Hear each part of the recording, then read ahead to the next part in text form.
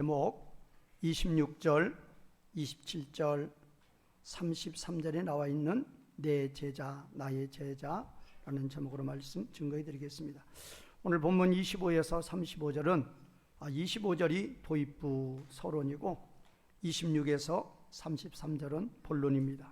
그리고 34에서 35절은 결론으로 이렇게 서론, 본론, 결론이 확실한 어떤 단락이 되겠습니다. 오늘 이 본문의 말씀을 설교하게 하신, 말씀하게 하신 도입부가 중요하죠. 그 도입부가 25절이에요. 25절에서 보면 수많은 무리가 함께 갈새 예수께서 돌이키사 이르시되 그랬어요. 수많은 무리가 예수님과 함께 간다. 이제 원문의 단어를 보면 함께 가고 있었다. 미완료 동사예요. 지금 이 상황이 어떤 상황인가 하면 누가복음은 9장에서 19장까지가 노중사역이에요. 노중사역이라 그 말은 갈릴리 사역이 끝나고 이제 예루살렘 사역을 위해서 예루살렘으로 올라가시는 여행기사예요. 누가복음 1장에서 24장이잖아요. 그런데 9장에서 19장까지가 노중사역이라니까요. 마태, 마가는 갈릴리 사역을 중점으로 기록했고 누가는 노중 사역 중점으로 기록하죠. 그리고 요한은 예루살렘 사역 중점으로 기록을 해요. 이 노중 사역에서 지금 노중 사역이니까 뭐예요? 이제 갈릴리를 떠나서 예루살렘으로 올라가시는 거예요. 뭐 하기 위해서? 유월절 제사 드리기 위해서. 유월절 제사는 뭐예요? 자신이 유월절 양으로 죽으시는 거예요. 그 예루살렘을 향해서 올라가실 때에 갈릴리에서, 북이스라엘에서 수많은 무리들이 예수님을 따라오고 있는 거예요. 근데 따라오고 있는데 지금 여기 우리말 번역에 함께 갈새가 함께 가고 있었다. 그 무리들이 예수님과 함께 가는데 한 번도 끊이지 않고 계속 반복적으로 예수님을 따라왔다 그 말이에요. 그러면 그렇게 계속 반복적으로 예수님을 따라올 때에 가시다가 예수님이 갑자기 뒤로 돌아서게 되시는 거예요. 그러면 여기서 예수께서 돌이키사 그랬는데 이 번역도 지금 능동을 했죠. 이거 피동이에요, 수동이에요. 돌아서게 되었다. 스트라페이스예요. 돌아서게 된 거예요. 예수님을 돌아서게 만들었단 말이에요. 누가? 이 수많은 무리들이. 그러니까 지금 이 특히 노중사역에서 예수님은 대장 예수입니다. 대장 예수님께서 자기 백성들을 이끌고 이제 하나님 나라로 들어가시는 거예요. 어떤 그런 연출이에요 지금. 대장 예수가 수많은 자기 백성들을 이끌고 하나님 나라 예루살렘으로 들어가시는 그런 어떠한 장면이라 그 말이에요. 그런데 그 무리들이 예수님을 뒤돌아보게 만드는 거란 말이에요. 이게 바로 설교의 도입부란 말이에요. 그러니까 예수님을 되돌아보게 하신 분은 예수님이 아니에요. 그들이에요. 그 무리들이란 말이에요. 그러면 그 무리들은 어떤 무리들이냐? 물론 갈릴리에서부터 예수님과 똑같이 유월절 제사를 드리기 위해서 따라온 무리들이죠. 근데 그들이 예수님을 좀 바짝 붙어가지고 계속적으로 지금 따라오고 있어요. 이유는 예수님과는 다른 거예요. 예수님 좀 십자가 지시러 가시는 건데 이들은 예수님을 알잖아요. 3년 반 동안 이들이 예수님 봐왔잖아요. 이제 메시아가 드디어 왕위에 오르시려고 왕자를 바르시려고 예루살렘에 올라가시는구나.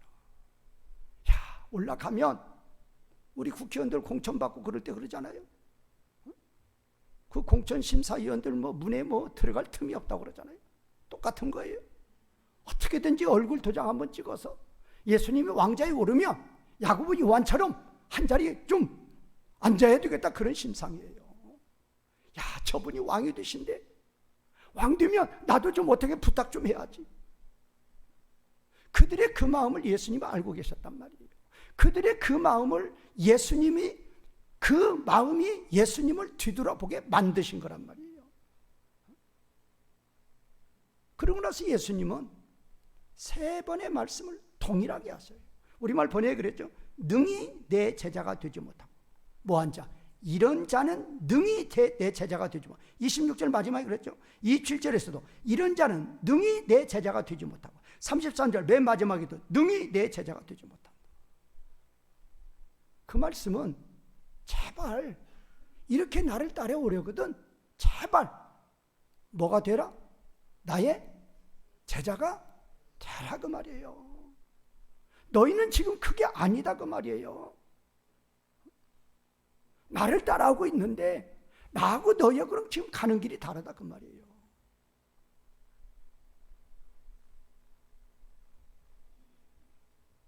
자, 우리 오늘 본문의 주제가 뭔가? 주제는 지금 나온 거죠. 이렇게 하지 않으면 너희는 내 제자가 되지 못한다. 몇 가지예요?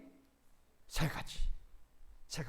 그래서 오늘 이 본문의 구절을 보면 아까도 말씀드렸죠. 25절은 서론이고 26에서 지금 33절이 본론인데 그리고 34, 35가 결론인데 이 본론에서 지금 너희가 내 제자가 되지 못한다는 그 말씀은 딱 한 절씩이에요. 26절 첫 번째 조건이죠.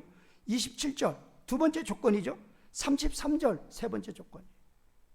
근데 왜 이렇게 길은가? 28절에서 32절 때문에 그래요. 28절에서 32절은 비유 두 개가 들어가 있어요. 28절에서 30절, 31에서 32절. 이 비유 두 개가 이렇게 본문을 길게 만든 거예요. 실제는 지금 26절, 27절, 33절 그거예요. 그런데 이 비유 두 개가 33절하고는 연결이 되어 있죠. 왜? 두 개의 비유를 말씀하시고 33절에서 시작이 뭐예요? 이와 같이. 그러니까 그 두 비유가 33절에게는 직결이 되어 있죠. 두 비유의 결론이 33절이란 말이 이와 같이니까. 그러면 26, 27과 26절의 첫 번째 조건과 27절의 두 번째 조건과 28, 32절의 이 비유는 관계가 있느냐 그 말이에요. 관계 있어요. 근데 우리말 번역은 관계 없이 만들어 놓았죠. 번역가들이. 28절의 시작이 가르예요. 왜냐하면이에요. 중요한 거죠. 그러니까 33절의 이와 같이 후토스예요. 영어 번역은 so우죠. 그래서 이 so우가 두 비유의 결론으로 딱 가는 거예요. 그래서 33절의 해석은 두 비유의 결론을 해석해야 돼요. 그러면 26, 27절 첫 번째, 두 번째 조건은 두 비유가 어떤 관계가 있느냔 말이에요. 이유를 설명한다니까요. 예수님은 첫 번째, 두 번째 조건에서 보통 신자들이 생각하면 나는 제자 못 된다고 되돌아갈 조건이에요. 거의 다 되돌아갈 조건이에요. 특히 1세기 당시의 상황으로는 다 되돌아갈 조건이에요. 그런데 예수님은 그 이유를 분명히 그 비유를 분명히 28에서 32절에서 분명히 이유를 말씀하시는 거예요. 그 이유가 바로 28절에도 먼저 앉아 그 비용을 계산하라. 32절에서도 31절에서도 먼저 앉아 1만 원으로서 헤아려 보라 그러는 거죠. 그러니까 28에서 30절의 비유도 먼저 앉아 그 비용을 계산하는 것이고, 그 다음에 31, 32절의 비유도 먼저 앉아서 계산하는 거예요. 그러니까 지금 첫 번째, 두 번째 비유가 뭐예요? 너희가 내 제자가 되는 거예요. 그런데 지금 따라온 무리들은 제자라는 거예요? 아니라는 거예요? 아니, 따라온 무리들 생각은 자기네들은 예수님의 제자라는 거예요. 예수님은 이 조건이 되어야 내 제자라는 거예요. 그래서 비유를 말씀하시는 거예요. 그래서 이 두 비유 가운데 이 두 비유는 뭐냐? 필히 먼저 계산해 봐야 돼요. 중궁할 것인지 계산해 봐야 되고 1만으로서 2만을 이길 수 있는지 먼저 계산해 봐야 된단 말이에요. 그게 무슨 말씀이냐? 그게 바로 26, 27절에 대한 이유를 설명하는 두 비유의 시작인 가르란 말이에요. 왜냐하면 그러니까 28절에 왜냐함이라는 접속사하고 33절에 이와 같이라는 접속사는 아주 중요한 거예요. 그게 두 비유의 해석의 키가 되는 거죠. 그것이 오늘 이 본문 해석의 키로 연결이 되는 거죠. 자, 그러면 지금 이제 26절, 27절, 33절에서 세 문장 동일하게 조건을 말씀하시고 결론으로 그런 자는 그는 나의 제자가 될 수 없다. 자, 우리는 우리말은 능히를 넣어놨죠. 능히는 저 원문에서는 디나타이인데 동사가 이 디나타이가 영어 번역 같으면 그냥 캔이 할 수 있다. 그래서 우 디나타이 에이나이 무 마데테스 그래가지고 그는 나의 제자가 될 수 없다 그거죠. 이런 자는 나의 제자가 될 수 없다. 동일해요. 26절 마지막에도 그는 나의 제자가 될 수 없다. 27절 마지막에도 그는 나의 제자가 될 수 없다. 33절 마지막에도 그는 나의 제자가 될 수 없다. 그러면 뭐가? 다 버리는 거예요. 첫 번째도 버리는 거예요. 자기 가족과 자기 생명까지 뭐해라? 뭐하지 아니하며 미워하지 아니하며. 두 번째는 뭐예요? 내 십자가를 나와 같이 똑같은 십자가를 짊어지지 않는 자는. 세 번째는 뭐예요? 네가 가지고 있는 너의 모든 소유를 버리지 아니하면이에요. 다 버리라는 거예요. 첫 번째 조건도 버려야 내 제자가 되고, 두 번째 조건도 버려야 내 제자가 되고, 세 번째 조건도 버려야 내 제자가 되는 거예요. 짊어지지 않는 자는 내 제자가 되지 못하고, 소유를 버리지 않는 자 내 제자가 되지 못하고, 미워하지 않는 자 내 제자가 되지 못한다. 분명히 조건을 거는 거예요. 그러면 이 조건이 과다하다고 생각이 되면 가라는 거예요. 따라오지 말라는 거예요. 지금 제가 아까 그랬죠? 이들이 따라올 때 미완 유형이라니까요. 한 번도 안 쉬고 계속 붙어 따라왔어요. 왜? 눈도장 찍어가지고 뭐 좀 얻어먹으려고 그러는 거예요 지금. 근데 예수님은 조건을 거는 거예요. 이 세 가지 조건 만족하면 따라오고, 그렇지 않으면 말라 그 말이에요. 아니라 그거예요. 그래서 결론에서 분명히 나와 있죠. 세 가지 조건을 해서 내 제자가 되면 뭐가 있는 소금? 뭐가 있는 소금? 짠 맛이 있는 소금. 그 조건에 만족하지 못하면 짠 맛이 없는 소금. 그래서 짠 맛이 없는 소금은 어디에도 필요가 없어요? 어디에도? 땅에도 필요 없고, 또 뭐에도 못 써요? 걸음에도 못 써요. 그래서 가야 될 것이 딱 하나 있는데, 우리말 번역은 이거를 지금 이거를 내버리느니라 그렇게 되어 있는데, 이게 지금 동사가 아니라 이게 지금 부사예요. 부사. 엑소예요. 엑소. 이 엑소라는 단어는 계시록 22장 15절에 보면 지옥이에요. 이런 자, 이런 자는 밖에. 이런 자는 지옥에 그래야 되는데 지옥에를 밖에 그려버린단 말이에요. 여기도 밖에예요. 엑소예요. 단어 간단해요. 그냥 엑소, 밖에. 이런 자는 어떤 자? 뭐를 잊어버린 자? 짠맛을 잃어버린 자. 뭐에도 쓸데없어요? 땅에도 쓸데없고 걸음에도 쓸데없어요. 갈 곳이 있어요. 밖에란 말이에요. 밖에. 이 밖에가 어디냐? 이게 지옥이란 말이에요. 그러니까 예수님의 제자가 아니면, 예수님의 제자면 무슨 나라 들어갈 것이고 하나님 나라 들어갈 것이고, 예수님의 제자가 아니면 하나님 나라 못 들어가는 거죠. 그거 말씀하시는 거예요.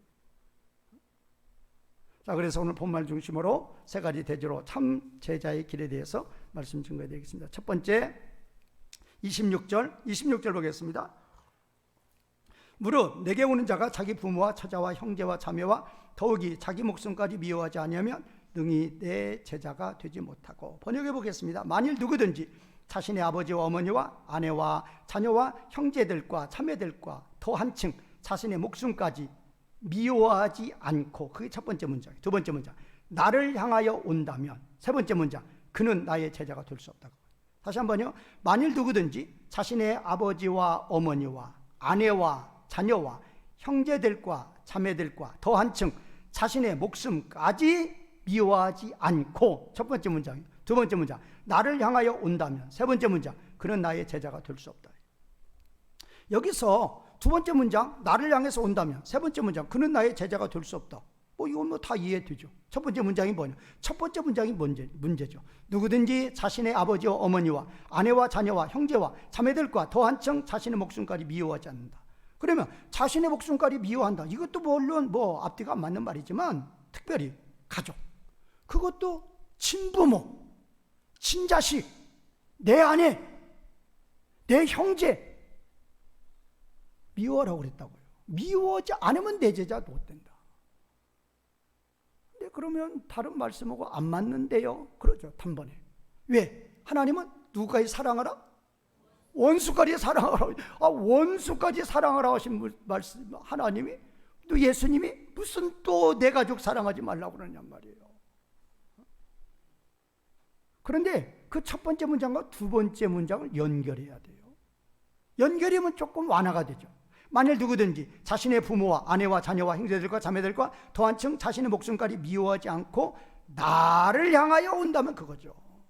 그냥 무작정 미워하라가 아니고, 그 미워하지 않고 나를 향해서 온다 그 말이에요. 자, 그러면 지금 마태에서는, 마태 10장 37절에서는 아버지나 어머니를 나보다 더 사랑하는 자는 내게 합당치 아니하고 아들이나 딸을 나보다 더 사랑하는 자도 내게 합당치 아니야. 이 말씀을 대조하면 그냥 풀리죠. 그러니까 미워한다 그 말은 실질적으로 옛사람이 미움이 아니고, 누구와 누구를 대조했을 때, 나의 가족과 나의 생명과 또 누구? 예수님을 대조했을 때 누구를 더 사랑해야 된다? 예수님을 더 사랑해야 된다 그 말이에요. 그래서 예수님은 가장 친한, 가장 가까운 친부모, 친자식, 아내, 형제 다 대동하는 거예요. 그리고 이제 세상에서 자신이 가장 귀히 여기는 자신의 생명, 자신의 목숨까지 딱 내놓는 거예요. 그리고 이것들보다도 누구를 더, 나를 더 사랑하지 않는 자는 누구의 제자가 될 수 없다? 내 제자가 될 수 없다예요. 그러면 이제 단번에 두 가지가 나오겠죠. 뭐예요? 왜? why가 나오겠죠. 또 어떻게? how가 나오겠죠.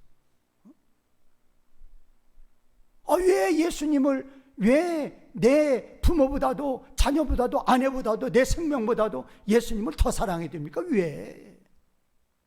그리고 어떻게 내 자식을 더 사랑하지 예수님을 더 사랑할 수 있습니까? 그 이유를 아셔야 돼. 성경 66권의 하나님의 명령은 절대로 십계명을 말씀하시면서도 먼저 나는 너희를 어디에서 구원해내신, 어디에서? 애굽에서 구원해내신 하나님이다, 생명의 하나님이라를 분명히 전제 조건을 달아요. 여기도 똑같은 거예요. 그게 두 가지로 볼 수 있어요. 하나는 구속의 은혜, 하나는 영광의 은혜예요. 구속의 은혜가 주시는 그 은혜가 한 돈 10,000원이나, 예수님이 죽어주셔서 그 결과를 나를 한 돈 10,000원이나 주셨다. 그럼 그건 은혜가 아니죠. 그런데 그 구속의 은혜가 말할 수 없는 결과를 가져왔단 말이에요. 우리는 구속의 은혜에 대해서 고린도후서 5장 14절에서는 한 사람, 예수님이죠, 모든 사람, 택자죠, 한 사람이, 예수님이 모든 사람을 위하여라는 단어를 전부 다 휘페르, 헬라어 전치사예요. 동일하게 좀 씁니다. 휘페르라는 헬라어 전치사는 위하여, 대신하여, 때문에 다 돼요. 그래서 제가 지금 위하여를 하면은 대신하여도 되고 때문에도 돼요. 한 사람, 예수님이 모든 사람, 택자를 위하여, 택자를 대신하여, 택자 때문에 죽으셨다요. 고린도후서 5장 14절이고 고린도후서 5장 15절에서는 그분이, 예수님이 모든 사람, 택한 백성을 위하여, 때문에 대신하여 죽으셨다. 고린도서 5장 15b, 그들 택한 백성들을 대신하여, 때문에 위하여 죽으신 예수님. 그 다음에 이제 디도서 2장 14절에서는 예수님은 우리를 위하여, 우리 때문에, 우리 대신해서 자신을 주셨다.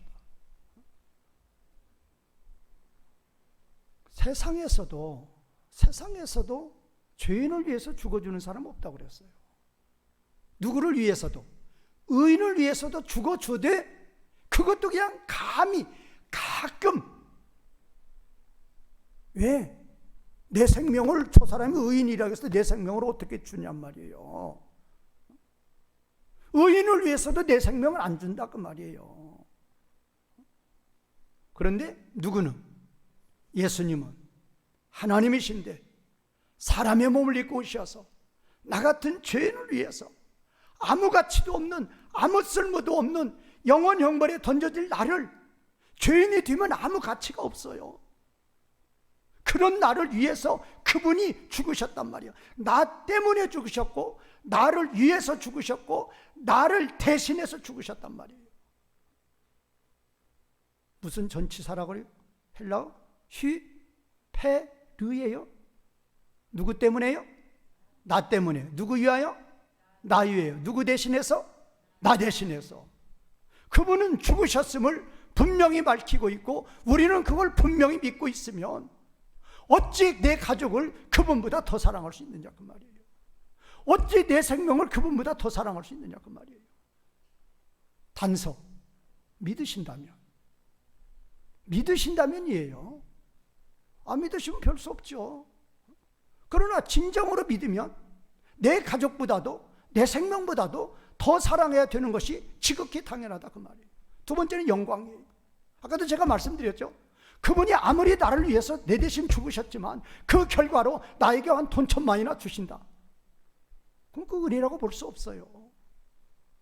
그런데 그분이 나를 위해서 죽어주심으로 말미암아 그분이 나에게 가져다 주신 은혜는 찬송가의 가사처럼 하늘을 종이 삼고 바다를 먹물 삼아서 기록해도 기록할 길이 없단 말이에요. 인간의 언어로는 표현할 길이 없단 말이에요. 왜? 영원 형벌을 영원한 생명으로 바꿔줬단 말이에요. 죽은 자 살려주는 그게 아니에요. 한 20년 더 살게 해주는 그게 아니란 말이에요. 영원한 뭐를? 영원한 뭐를? 왜 생명이 먼저 나와요? 영원한 무엇을? 형벌을 뭘로? 영원한 생명으로 나니까요. 다시 한번 뭐를요? 영원한 형벌을 뭘로? 영원한 생명으로 바꿔줬단 말이에요. 누가? 그분이 나를 위해서, 나를 대신해서 나 때문에 그렇게 하셨다 그 말이에요. 그러면 어찌 그분을 내가 세상의 그 누구보다도 더 최고로 사랑하지 않을 수 있느냐 그 말이에요. 믿으시면 저절로 그렇게 사랑하시는, 저절로 그 누구보다도 사랑하시는 성도님들이 되시기를 바라겠습니다. 두 번째 조건은 27절입니다. 우리말 번역, 누구든지 자기 십자가를 지고 나를 따르지 않는 자도 능히 내 제자가 되지 못하리라. 번역해 보겠습니다. 첫 번째, 누구든지 자신의 십자가를 짊어지지 않고, 두 번째, 나의 뒤를 온다면. 세 번째, 그는 나의 제자가 될 수 없다. 이 말씀도 왜 어떻게죠? 이건 1세기 당시 이 상황에 정말로 맞는 말씀이에요. 1세기 당시는 우리 계시록에도 보았지만은 계시록 20장 4절에서 그랬죠. 예수님 믿는다 그러면, 로마 황제를 왕으로 섬기지 않으면 그건 십자가예요. 그건 십자가예요. 예수님은 아버지가 자신에게 주신 사명을 감당하기 위해서 십자가를 지십니다. 그거를 누가 받아요? 사도 바울이 받습니다. 뭐라고 받아요? 내가 달려갈 길과 주 예수께 받은 사명, 곧 하나님의 은혜의 복음을 증언하는 일을 마치려 하면은 나의 생명조차 조금 더 귀한 것으로 여기지 않겠다. 예수님의 십자가를 바울은 그대로 받아요. 주님이 지셨으니, 주님이 십자가 지셨으니 나도 내 십자가 지겠습니다. 그거예요. 그래서 실제로 지고 갑니다. 참 제자가 되는 거죠.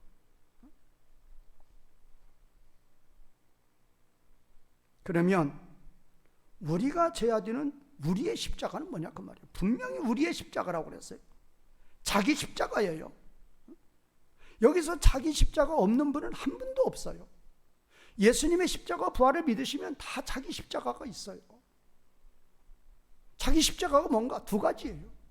하나는 하나님이 나에게 맡겨주신 직분, 사명이에요. 누구든지 직분이 있고 누구든지 사명이 있어요. 나는 그냥 성도인데, 성도 왕이고 제사장이고 선지자예요. 제사장이고 선지자라니까요. 어떤 성도도. 교회 내에서 직분 주시면 그 직분 그냥 했다고 하지 마시고 분명히 살아계신 하나님의 교회고 그분이 주신 직분이에요. 뭐 직분 뭐 해도 그냥 뭐 그게 그거지 뭐 그래요. 그냥 어디다 뭐 이름 내놔도 뭐 그 쳐다보는지 안 쳐다보는지도 모르고 그러시면 안 된다고 말이에요. 하나님이 주신 직분이라니까요. 그 직분을 위해서 십자가 지라 그 말이에요. 그래야 내 제자가 된다 그 말이에요. 저 같으면 하나님이 목사에게 주신 사명이 있어요. 목사에게 주신 직분이 있어요. 이 직분 감당해야 돼요. 이 직분을 감당할 때 오는 어려움, 고난, 그게 십자가예요. 그거 지고 가야 돼요. 두 번째는 뭐예요? 말씀에 순종하는 십자가예요. 말씀 순종하려고 그러면 말할 수 없는 고난이 옵니다. 그 고난을 지고 가는 것, 그것이 바로 자기 십자가 지고 가는 거라 그 말이에요. 저 같은 거 예를 들면 제가 직장 생활할 때도 주일 성수하는데 많은 어려움이 있었어요. 직장 생활하면서 주일 52주 다 본교회에서 성수한다고 이게 쉬운 거 아니에요? 내 마음대로 직장 생활이 아니에요. 그 조직이라고 그러죠. 조직에 강령이 있어요. 조직에 규칙이 있단 말이에요. 거기에 따라오라고 그러면 거기에 따라가지 않으면 거기서 제의되는 거예요. 그런데도 지키려고 힘쓰면 지킬 수 있어요. 그래서 저는 매월 1월 1일 날 하나님 앞 꼭 기도해요. 올해도 이 교회에서 주일 성수하게 하여 주시옵소서. 그러면 12월 말에 감사기도 올립니다. 하나님, 올해도 52주 이 교회에서 주일 성수하게 해주신 감사합니다. 그러면 그 중간에는 뭐가 있어요? 뭐가 있다고요? 자기 십자가가 있단 말이에요. 자기 십자가가. 순종의 열매까지는 반드시 뭐가 있어요? 순종의 열매까지는 반드시 뭐가 있어요? 자기 십자가 있단 말이에요. 열매 없으면 자기 십자가 없는 거죠. 무슨 십자가 있어요? 순종 안 하면 아무 십자가 없는 거예요. 아름다운 나에게 주신 사명, 열매 안 맺으면 무슨 십자가예요? 무슨 십자가? 일제시대 때 신사참배 안 해봤어 봐요. 안 하신 분들은 머리에 기름 바르고 그 시절에 양복 착 입고 쌀가마니에 사놓고 살고 그렇게 기록되어 있잖아요. 그 시절에 우상숭배 안 했던, 절하지 않았던 사람들은 날마다 매 맞고 순교했잖아요. 그게 십자가란 말이에요. 그것이 제자라 그 말이에요.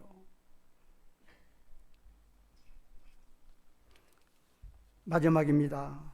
예수님의 제자의 조건. 이 마지막 조건은 분명히 두 비유에 대해서 33절 보겠습니다. 33절. 첫 번째 시작이 뭐라고요? 이와 같이. 이와 같이는 두 비유에 대한 결론이라 그 말이에요. 아까 26절과 27절에 대한 그 비유, 그 조건에 대한 비유하고 관계는 28절이 왜냐하면으로 시작한다고 그랬어요. 그 왜냐하면이 첫 번째, 두 번째에 대한 이유라 그 말이에요. 자, 너희는 어떤 누구보다도 나를 더 사랑해야 돼. 너희는 너희의 십자가를 져야 돼.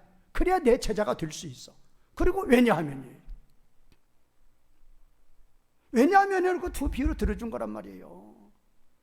그러니까 먼저 계산하라 그 말이에요. 정말로 내 제자로 따라오겠느냐 그 말이에요. 아멘. 따라오겠습니다. 따라가겠습니다. 그럼 이제 두 조건 순종하는 거예요. 먼저 대답하고 따라오라는 거예요. 그러면 오늘 이 지금 33절의 이와 같이는 뭐냐? 이와 같이가 뭐예요?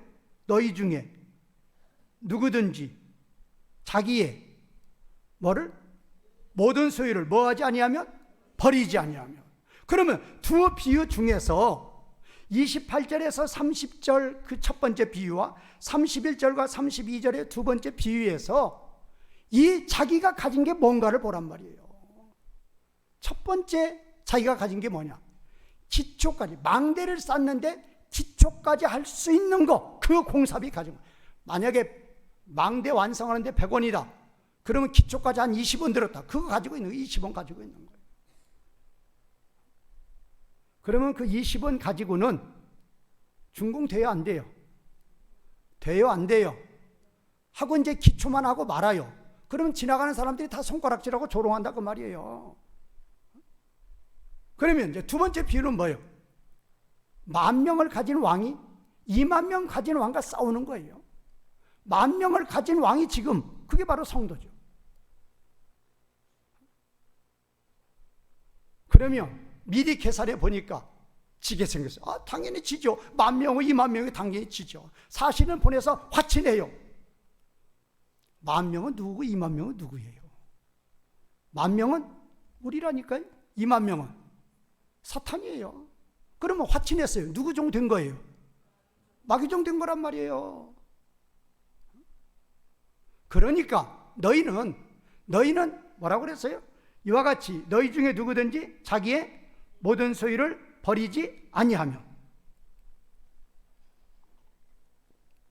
예수님의 제자가 될 수 없다고 합니다. 그러면 여기서 내가 가지고 있는 자기의 모든 소유가 뭘까? 물론 예수님에게 찾아온 그 젊은 청년 부자, 그 사람은 그 사람의 재물로 볼 수도 있죠. 재물로 볼 수도 있죠. 그러나 저나 여러분들이나 뭐 가진 거 별로 있어요? 그 부자 청년처럼 뭐 부자면 뭐 빌딩도 있을 테고 뭐도 있을 테고 다 있을 테지 뭐 저 여러분들 뭐 있어요? 뭐 주님 앞에 주님 뭐 버릴 거 별로 없는데요. 정말 우리 집은 버릴 거 별로 없어요. 강도 들어가도 가져갈 거 없단 말이에요. 그렇다고 버릴 거 없을 것 같아요? 주님이 버리라는 게 뭔가를 알아야 돼요. 자, 뭐 버리라고 했어요? 누구든지 자기의 모든 소유. 나 재산 없는데요. 나 땅 한 평도 없는데요. 우리 성도들 중에 실제 그런 분이 있어요. 정말로 집 한 칸도 없고 그냥 월세 사는 분이 있어요. 아무것도 없어요. 뭐 그런 분한테 예수님이 지금 뭘 버리라고 그래요? 근데 그분도 버릴 게 있어요. 자기의 모든 소유가 있단 말이에요. 자기의 모든 소유를 버려요. 그러면 자기의 모든 소유 버리지 않으면 뭐만 당한다? 뭐만 당해요? 첫 번째 비유에서는 어디까지만 지었어요? 첫 번째 비유에서는 어디까지만 지었어요? 기초까지만 지었어요. 뭐 당해요? 비웃음, 망신당한단 말이에요. 자기 것 가지고 해봤자 망신당해요. 두 번째, 자기 것 10,000명 가지고 20,000명을 싸우려고 그러니까 돼요, 안 돼요? 안 돼요. 항복했어요. 마귀종 되는 거예요. 그래서 자기가 가지고 있는 모든 것 버리라 그 말이에요. 내가 가진 모든 것이 잘 생각해 보라니까요. 물질이겠는가? 부자 청년은 물질로 볼 수도 있다니까요. 물질로 봐도 그 물질도 어디에 속한 거예요? 부자 청년의 물질도 어디에 속했을 것 같아요? 그 사람이 왜 이렇게 많아요? 많은 이유, 뭐하지 않으니까 그렇게 많이 가지고 있는 거예요. 굳이 하지 않으니까 그렇게 많이 가지고 있는 거죠. 그러니까 결과적으로 부자 청년도 뭐예요? 그 많은 재물이 뭐로 볼 수 있다? 욕심으로 볼 수 있단 말이에요. 그러니까 여기서 누구든지 자기의 모든 소유를 버리지 아니하며, 이 자기의 모든 소유는 부자 청년처럼 재물로도 볼 수 있지만 재물의 근원은 또 욕심이란 말이에요. 그러므로 여기서 우리의 주님이 말씀하시는 우리의 모든 소유가 뭐냐? 나의 뭐다? 나의 옛사람이에요. 나의 욕심이란 말이에요. 우리는 세상을 살아갈 때 뭘로 살아가요? 세상 사람들은 100% 뭘로 살아간다? 자기로 살아가죠. 옛사람으로 살아가죠. 욕심으로 살아가죠. 그런데 누구도 가만히 생각해봐요. 누구도 우리도 뭘로 살아가요? 남편이 슬슬 싸움을 걸어와요. 싸움을 합니다. 그러면 남편은 뭘로 싸워요? 불신 남편이 뭘로 싸워요? 옛사람으로 싸우죠. 그럼 나도 이제 화가 났어요. 뭘로 싸워요? 옛사람으로 싸웁니다. 누가 이길 것 같아요? 누구 옛사람이 셀 것 같아요? 남편 옛사람이 세요. 우리는 새 생명하고 희석이 돼서 이거 약해요. 그러니까 싸움은 100점 100패예요. 그래서 10,000명, 20,000명이 나오는 거란 말이에요. 싸워봤자 창피당한다니까요. 제가 전번에 그 예 한번 들었죠. 분당에 그 유명한 그 어떤 목사님이 있어요. 아주 유명하죠. 그분도 이제 뭐 상당히 이제 이렇게 베드로처럼 그런 성격인 것 같아요. 운전하다가 화가 나가지고 이제 내린 거죠. 내려서 막 삿대질 둘이 싸웠는데 딱 보니까 자기 교회 앞에라는 거예요. 얼마나 뜨겁던지 그냥 잘못했다고 그냥 빨리 차에 타고 도망갔다는 거예요. 저요, 이길 수 없어요. 우리 옛사람은 안 돼요. 그 옛사람을 그냥 내추럴이라고 해요. 내추럴. 자연적인 거. 그냥 받은 거예요. 받은 거. 아까 우리 교동문 했죠? 우리는 잉태할 때 어디 중에 잉태했다? 죄악 중에. 그냥 스스로 받은 거라니까요. 받은 거예요. 그냥. 가르치지 않아도 애들 뭐 잘해요? 욕 잘하잖아요. 어디서 왔는지 그렇게 욕을 잘해요. 어디서 배웠는지 그냥 꼬집기도 잘하고. 그런데 우리는 그 옛사람으로 싸우려고 생각하면 진다 이긴다? 100% 져요. 차라리 우리도 이기려고 그러면 차라리 누구 이기를 빨리 포기하고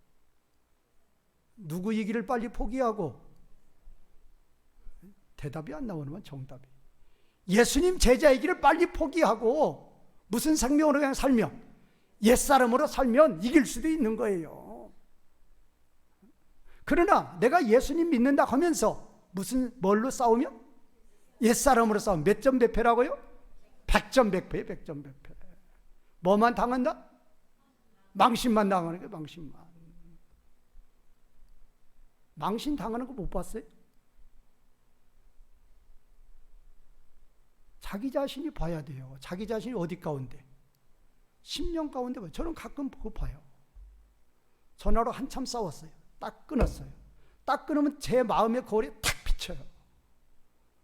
하나님이 딱 거기서 나타나셔요. 잘했다. 분명히 제 신앙 고백이에요. 분명히 성령 하나님 음성이에요. 잘했다. 누구 좋은 일 시켰어요? 마귀 좋은 일 시켰다 그 말이에요. 우리는 절대로 옛사람으로 뭐 하려고 하면 안 돼요. 결과는 뭐다? 두 비율을 잘 보시라니까 결과는 뭐예요? 망대기한 꼭대기까지 쫙 올라가야 되는데 어디만 짓고 있어요? 기초. 10,000명하고 20,000명 싸우려니까 안 되니까 가서 총대버렸단 말이에요. 망신만 당하는 거예요. 우리는 죄악 중에 잉태된 거, 그냥 그저 그렇게 살았던 거, 그때가 족한 줄 알고 이제는 버릴 줄 알아야 된단 말이에요. 이제는 버려야, 그거 버려야, 완전히 버려야 누구 제자 된다? 예수님 제자 된다. 또 한번 해볼래요? 또 한번 해보실래요? 오늘 밤에 가서 또 한번 남편하고 싸워볼래요?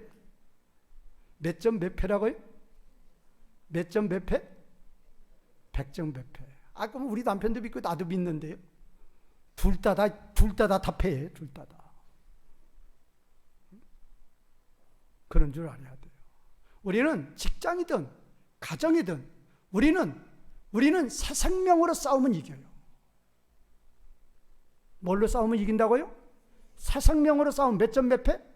100전? 100승이에요. 100전 100승. 100전 0패 0패. 다 굴복한다니까요. 새 생명으로 나가면 상대방이 그냥 그냥 완전히 나를 집어삼키려는 어떤 그런 기세로 나와도 내가 새 생명으로 딱 나가면, 내가 사랑으로 나아가면, 내가 빛으로 나아가면 딱 무릎 꿇도록 돼 있어요. 그런데 되지도 않은 실력 가지고 그냥 붙으려고 해버리면 그냥 뭐 당한다고요? 망신만 당해요. 망신만. 저와 여러분들은 존귀한 참으로 놓기 힘든 우리 하나님이 그냥 안고 놓지를 않으셔요. 그렇게 존귀한 하나님의 자녀들이에요. 그렇게 멸시당하고 그렇게 창피당하고 그렇게 모욕당할 그런 존재가 아니란 말이에요. 옛사람 버리지 않고 그 옛사람으로 싸우고 살면 백전백패란 말이에요.